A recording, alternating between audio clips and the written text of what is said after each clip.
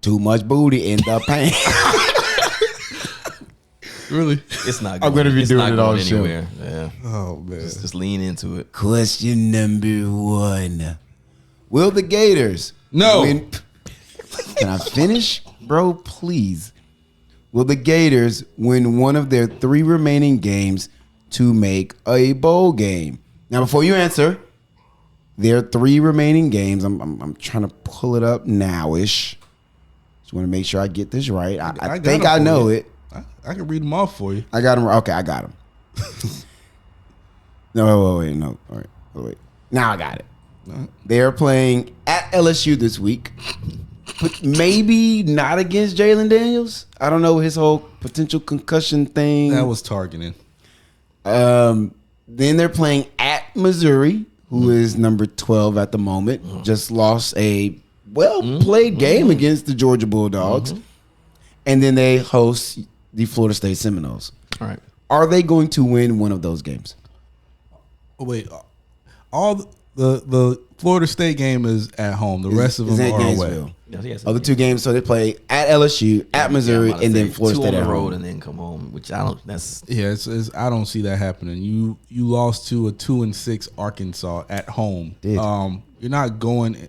Missouri, their defense isn't that good, but that offense, if you're not built to have a shootout, it could go left for you. Luther Burden is about to win the Biletnikoff. He is the leading receiver in the country. He's balling. That's going to be a good award to watch because there's a lot of good receivers, but he's up there. I think he's got to get it at this point. The consistency, again, the yardage he's putting up. He's a true sophomore in an offense that wasn't supposed to be like that. Yeah, I think Luther is making a very, very strong case. Yeah, so I don't think they win that. And LSU, which they play this week. This is this week. They're losing at that LSU. LSU's pissed off from losing to Alabama, and that offense is the best offense in the country. Does it matter if Jalen Daniels is playing or not? It does matter. Okay. But you still have Neighbors and a bunch of other receivers on the outside that me and you could be back there. They're going to be open. Okay. Yeah, I'm about to say any other time I would be like, yeah, because we know that LSU defense is trash. Yeah. Very. But that Florida offense is trash. Yeah. And what's their identity? The running game, and we haven't seen the same running game from last year. Well, now the offense identity is just get the ball to Eugene Wilson in as many ways as possible. And he's a true freshman. True freshman. But in college, that works well enough a lot of times. I don't know if it will be enough to beat LSU, especially if Jalen Daniels plays. If Jalen Daniels doesn't play, then they'll have a shot. And it's if he plays, that's the thing. And it's at night, 7:30 kick at Death Valley, and then you play at night at Missouri, which they're going to be super pumped for that game. It's going to be tough to win those. Your outside shot is wounded animal mode, weirdness, rivalry game at home. But that's a reach. And I mean, but I've been saying protect your shoulder. That's a reach. I've been saying that Florida State could lose that game. Looking ahead. It's a reach, though. Looking ahead, it's college football. I don't think they're going to be looking that far ahead. I mean, shouldn't be. I mean, we don't have to talk about Florida State. For them, Florida defense is giving up 350 yards a game. Yeah. And you're about to play 3 really good offenses. Yes. What they call their defensive coordinator? Baby Kirby? Question number 2. The ACC recently released their conference scheduling for the next 7 years. Do you have any thoughts? I'm ready to go to Cali.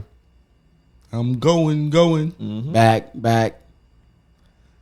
I don't have any thoughts. Yeah, that's my thought. I'm not looking that far ahead. So I love California. Love to visit it. You guys always know. You guys, Pump, I think you know this. I have this weird thing with California teams. I'm a Lakers fan. I cheer for the Kings for whatever reason. Gross. I kind of always have a little love for USC now that Matt Leinart and Pete Carroll ain't there. So I would love to go catch Miami's game at Cal next season. And then we also at some point will play SMU in Dallas, which I've only ever heard good things about visiting Dallas. So if I can go out there, catch a game and visit Dallas, I'm down for that. Other than that, I really don't care about the rest of it. It is what it is. Yeah, the teams that are entering the conference, they're not that fascinating, but I'm with Pump. I just hope we get up out of this conference sooner than later. I hear you. Yeah. I had hope, and my hope is I just don't see it. From just reading more and more information and the different professionals talking about it. It just doesn't seem like there's a path to make it happen. I would say within the next 5 to 7 seasons, maybe after the next 5, but we're gonna all be here for a little minute. Yeah, in all honesty, in a weird way, I'm okay with that because I wouldn't mind Florida State getting back to the identity of being conference bum slayers, but perennially being good. Oh, you can So I mean, trot your way to a playoff that way every year. every year. Yeah. Every year. Also, I think the ACC is better than what people take it to be. I've been But saying that. that's a whole different conversation. Question number 3. Cha is more than okay with the moves the Commanders made at the trade deadline. What are your thoughts on what did, or maybe more importantly, what didn't happen At the deadline, at the trade deadline? Are you guys familiar with what they did at the trade deadline? they got rid of their 2 best players on defense. 2 edge rushers. One went to the Bears. What else did they do? Didn't they pick up a quarterback? Or are they trying to pick up a quarterback? No, Sam's pretty much the guy for the future. Then what did they do that's special besides get worse? I think the biggest things that they dealt Montez Sweat and they dealt Chase Young. Mm-hmm. I guess that's part of his question. Is there anything that they didn't do you felt like, hey, where's... So did they deal those guys for future draft picks, I would assume? Well, they got the Bears' 2nd-round pick for next year, which Which is valuable. I mean, the Bears keep doing that. Which is They weird. traded Chase Young for a 3rd-round pick. so the Bears got fleeced again. The Commanders got fleeced. You think so? I think Chase Young, he's had a better year this year. He's in his 3rd year, and he was a top 5 pick. So to kind of punt on that guy's career so early, I would think that's a bad move on the Commanders end. And you don't know what a 3rd round could be. But again, what are they playing for? I mean, in all honesty, I feel like when it comes to the NFL draft, I think you've seen it when it comes to teams like New England back in the day. There's nothing wrong with stockpiling picks. So even if it's a 3rd round, 2nd round, whatever you got, I don't know what their draft picks look like for next year. But once you get past the guys that are kind of proven commodities in the first 30, 50 picks, when you get those 3rd, you never know who you're going to get. You're just fishing at Yeah, it. but I mean, sometimes you just take a flyer on a guy in the 3rd, 4th round, and he becomes something nice. Not every 1st-round pick is a home run. No. All right. So stockpile picks and see what you got. Yeah, and I think it's also okay because those guys both needed to get paid. They're about to be free agents. Clearly, And Sweat, he just signed an extension with the Bears. turns around, he 98 signs an million. extension, and they weren't going to pay him, and I don't necessarily blame them for not being committed to paying those guys. So yeah, get something back. I am never a fan of a team letting a guy walk for free. Right. Get something back. So they did that, and I guess I'm cool with it. It's just I feel like, and maybe it's me, I just feel like Washington needs a lot. Right. So my thing is the D line was one of the strengths of their team. They got Jonathan Allen at D tackle. You had Sweat at one end, and you had what's my guy? Chase and Chase Sweat at were the not other. like balling by any means. Yeah. Chase was having a good year, and Sweat. I mean, he's had in his 3 years there, he's had 14 sacks in 3 seasons. Wasn't he injured? He was a good chunk injured. of That's last part. year? So the one full injuries, and then when he's not hurt, he's kind of just okay. Like this season, he's got 5 sacks, That's good at this point in the six season. TFLs, and 9 quarterback hits. Like you're doing something, but am I willing to commit to you long term off that? And to me, that's the thing. I don't know. Yeah, if you're one of those teams that needs so much to get better, you might as well kind of just hit an early reset button. Because if those guys are going to have to get paid, and if you're not going to be the one to do it, well, okay, fine. Let me get as much as I can get. And we know trades are never going to be equal. You never get equal value unless you're trading Braun for KD. Yeah. Right? So get what you can and stockpile picks. But sure, I just think they're hoping when you had proven commodities in house. That's just my take. Fair enough. All right, I think we can wrap up the Washington talk. Number 4. The inaugural NBA in-season tournament started on Friday. What impact do you see this making on the overall season? Outside of the courts, I actually like it.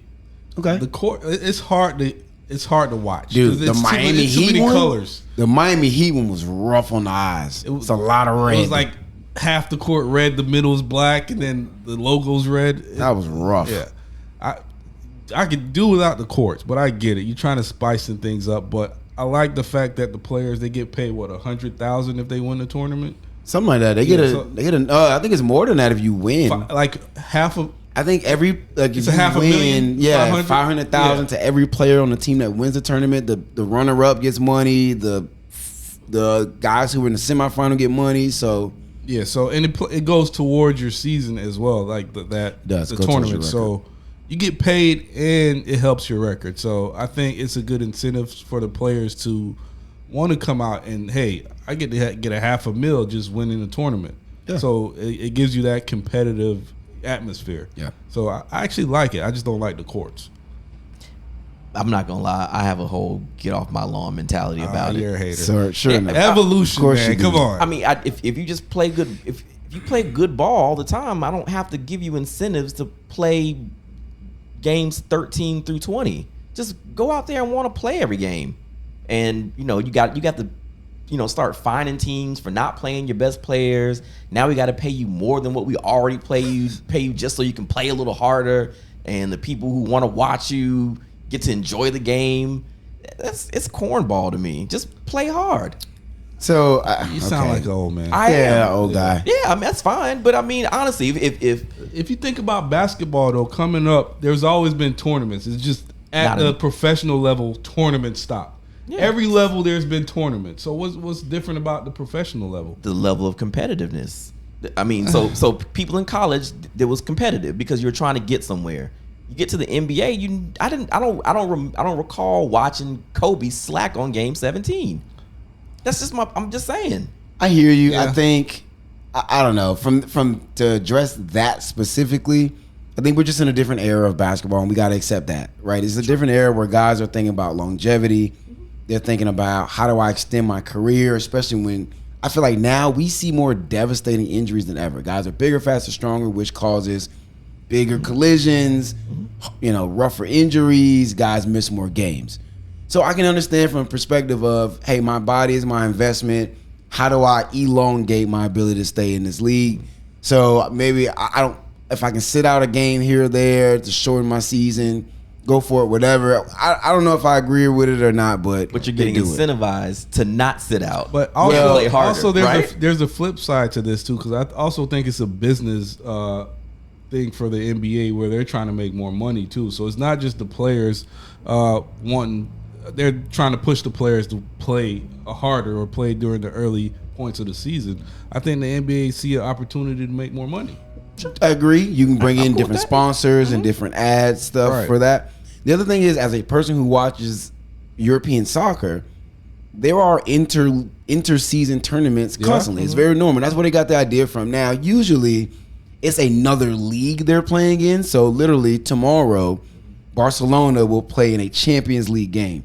Champions League is completely separate from La Liga, which is where they play their regular season games. Mm-hmm. So I think they have the potential to make it really, really cool where maybe they're playing like Shanghai Sharks. Like maybe you kind of mix in some international teams, I think, down the line or something like that. I think that's going too far. I don't know. I think there's potential in doing it. I mean, because there are people on those teams that everybody says this guy deserves to still be in the league or he deserves a chance. That's how people get hurt.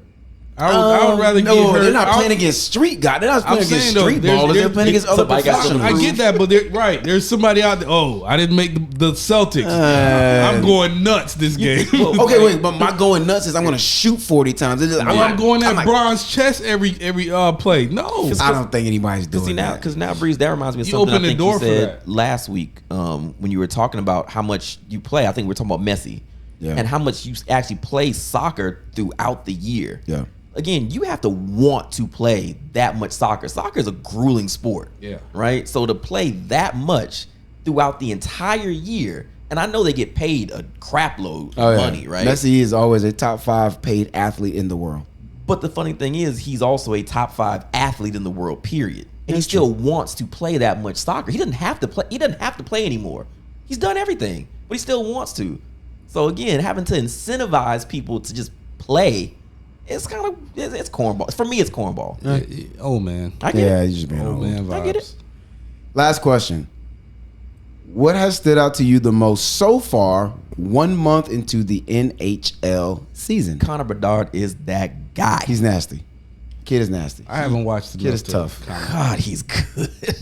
Kid is tough. And he makes the Blackhawks look better than what because they're still trash. How many goals does he have so far? I think he leads all rookies in points and goals so far, which like you can tell he's just gonna be, and he's 18 years old. My quick takeaway while you pull that stat up, there are a lot of goals being scored. Like I don't know if the league is lacking in elite goalie play like it used to be, or what's happening. Like every single night, like somebody's scoring. Like the Lightning are scoring like 5, 6 Are there goals. any like rule changes or is No, I think the Lightning. I look at them and I thought, okay, well maybe they're doing it because they got to go all out on offense because you don't have your star goaltender, and you know Johansson's doing okay, but he's not Vazzy, right? He's not an elite goaltender. He's not gonna go out there and win you games. But then I'm looking across the league and it's like, so look, these are Saturday scores, right? First game, somebody scored 6. Predator scored 5. Jets scored 5. Sabres scored 6. Red Wings scored 5.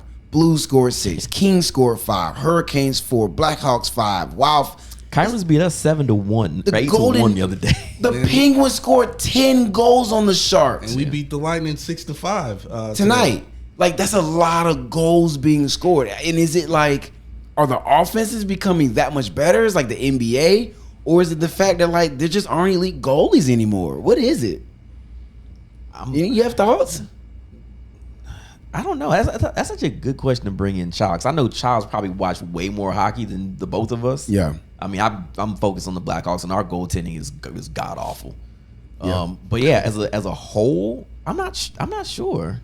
Cause I don't feel like it's been this bad. I mean, we've seen games. You know, we've seen the one-offs or Calgary versus the Oilers. Sure, and it'll be 6-4, whatever. Yeah. Every night, I don't recall every night you getting games like that. 3 goals, cool. I mean, you can't blame it on the goalie. It's the top. It's the top level of hockey, so they're obviously elite. It's just maybe there's more scorers. It's the same guys that we saw the last 5 years. Bro, the 2 games that have finished tonight, Maple Leafs beat the Lightning 6-5. The Panthers beat the Blue Jackets 5-4. I think goals were not being scored like this before since like. Yeah, I'm about to say now in you guys' case, I don't know what your backup goaltender the Mike is Messier looking like. situation. I mean, he's just not Vazzy. He's okay. Yeah, you know he's all right, but we have to score goals like that to win games. We won Saturday 6-4. If you know what, Stamkos, is he Stammer? He's playing. It's good. I'm actually very anxious to see on Thursday. Blackhawks Lightning. Why? Because he's old and he's playing against a really really young person. No. I feel like I want to watch those good head-to-head matchups like that. I think Stamkos is still really, really good. Oh yeah. So it's like seeing at the beginning of the year and you had Crosby versus Bedard. Just to see that matchup's like, oh, this is gonna be fun. You see that new guy come out there and they're playing the established guys. It's like that's fun to watch. You want to see how he compares to the guys that he probably has somewhere in his bedroom on his poster. And then they'll probably get like Jordan and Magic, and then the younger guy be like, this is my league now. Yeah. No, it doesn't really work like that in hockey. I mean, it's very hard to do that in hockey. Okay. Yeah. He's gonna need a much better team because we're gonna light them up.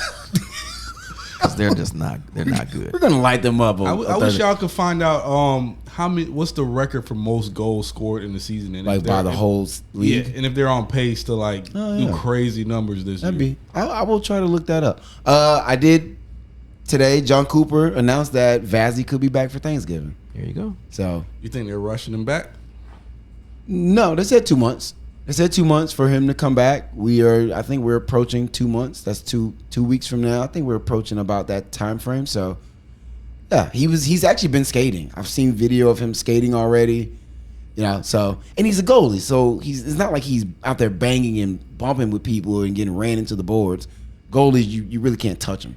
Right. So he's also not in a role where he has to throw his body on the line a lot. But very excited to get him back, and we have not done a great job of staying in the hunt, but he's coming back early enough where I think we can turn things around. Right now we're 5-4-3. Still early.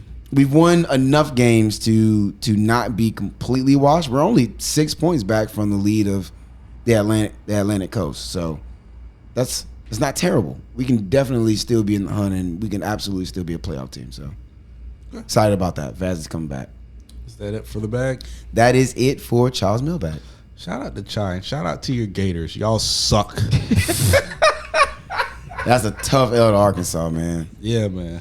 That's tough. Well, we'll talk about it more in the college football segment. Let's take a quick break and we'll jump into some NFL.